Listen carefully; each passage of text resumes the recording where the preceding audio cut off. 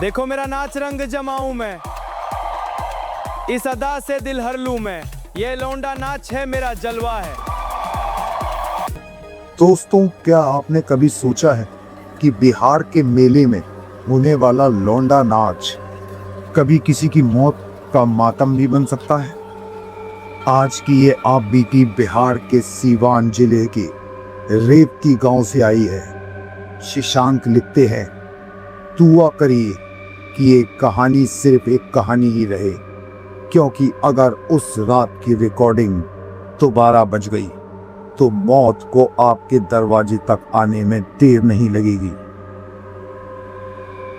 आज बात होगी बिहार के उस मशहूर लौंडा नाच की, जहां ताली इंसान नहीं बल्कि वो साए बजाते हैं जो सदियों से किसी की रूह छीनने का इंतजार कर रहे हैं। कहानी की जड़ में है विमल, जिसे पूरा सीवान बिजली के नाम से जानता था। विमल लौंडा नाच का वो बेताज बादशाह था जिसके लटके झटकों पर लोग अपनी सुध बुध खो देते थे। गांव के एक क्रूर जमींदार ने अपनी बेटी की शादी में बिजली को नाचने के लिए बुलाया। बिजली के नाच ने महफिल में ऐसी आग लगा दी कि जमींदार का अपना दामाद शादी की रस्में छोड़ बिजली की अदाओं पर पैसे लुटाने लगा।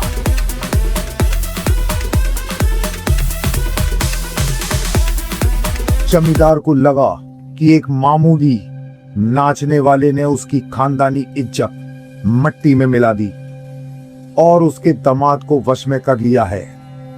इसी गुस्से और जलपन में जमींदार के गुंडों ने बिजली को मंच के पीछे पकड़ा और उसके पैरों में खौलता हुआ कड़वा तेल डाल दिया ताकि वो फिर कभी नाच न सके। बिजली तड़पता रहा, पर उन्होंने उसे तब तक नचाया जब तक उसकी हड्डियां नहीं चटक गईं। अंत में उसे मारकर हवेली के कुएं में फेंक दिया गया। मरते वक्त बिजली ने शराब दिया, मेरी इज्जत और मेरे पैरों को छीना है तुमने। अब मेरा ये लौंडा नाच तुम्हारी रूहों को इस हवेली से कभी बाहर नहीं जाने देगा। सालों बाद विक्रम, जो एक प्रोफेशनल साउंड इंजीनियर था, उस पुरानी हवेली में बिहार के लुप्त होते लौंडा नाच पर एक डॉक्यूमेंट्री की रिकॉर्डिंग के लिए पहुंचा। विक्रम को लगा कि यह सिर्फ एक कला है। उसे नहीं पता था कि ये एक रूहानी चाल है। विक्रम ने जैसे ही अपना रिकॉर्डर ऑन किया, उसे मशीन में अजीब सी हलचल महसूस हुई। उसने हेडफोन लगाया तो उसे किसी की भारी बाजे पहनकर करीब आने की आवाज आई।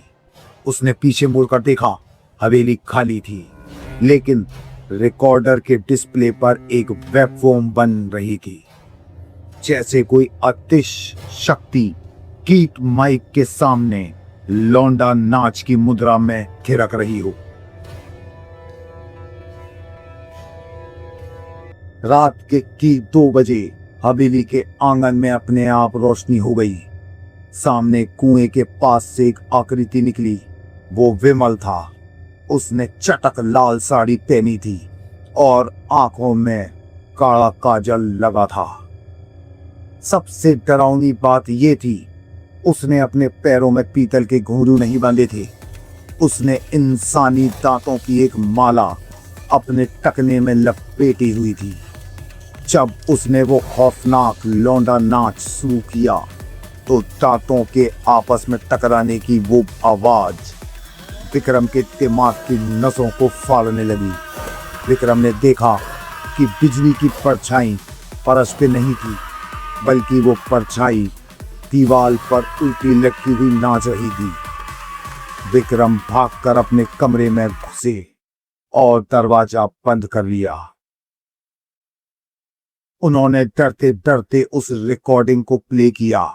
रिकॉर्डिंग में संगीत नहीं था, बल्कि भविष्य की तारीख दिख रही थी, 15 मई 2026। तभी रिकॉर्डिंग से एक आवाज आई, विक्रम की अपनी आवाज।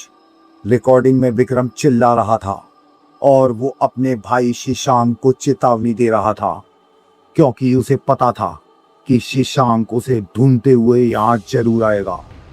रिकॉर्डिंग में विक्रम की आवाज गूंजी, शशांक, अगर तुम ये सुन रहे हो तो भाग जाओ, यहां से अभी भाग जाओ। ये बिजली मुझे छोड़ नहीं रहा, ये मेरे जिस्म के अंदर घुस गया है और मुझसे जबरदस्ती अपना ये खूनी लौंडा नाच करवा रहा है।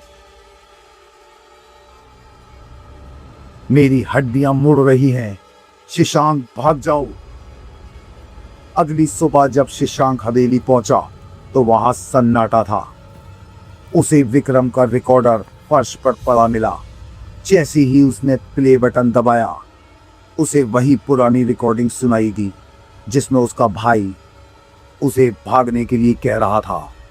शशांक कांप उठा। तभी उसे हवेली के ऊपर वाले झरोके से किसी के हंसने की आवाज आई। उसने जैसे ही ऊपर देखा, वहां विक्रम खड़ा था, लेकिन विक्रम का चेहरा अब विक्रम का नहीं लग रहा था।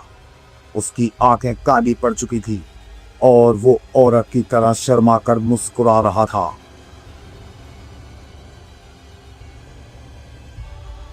विक्रम ने अपने गले से एक धातुई आवाज में कहा, उस्ताद, लौंडा नाच तो अभी शुरू हुआ है, शशांक बाबू को भी तो शामिल करो। नहीं, हाँ शामिल करो। दोस्तों, शशांक वहां से किसी तरह जान बचाकर भागा, लेकिन वो अपने भाई को नहीं बचा सका। आज भी जब शशांक अपने घर में अकेला होता है, उसे अपने फोन के स्पीकर से घुंघरुओं की आवाज आती है और विक्रम की वही चीख सुनाई देती है, शशांक भाग जाओ। याद रखिए, बिहार के उन बीहड़ गांव में आज भी कुछ ऐसी महफिलें सस्ती हैं जहां जाने का रास्ता तो है पर आने का नहीं। अगर आप भी कभी रात में लौंडा नाच की थाप सुने तो खबरदार, आपके पैर खुद ब खुद उस तरफ ना बढ़ जाएं। शुभ रात्रि। अगर चैन से सो सके तो।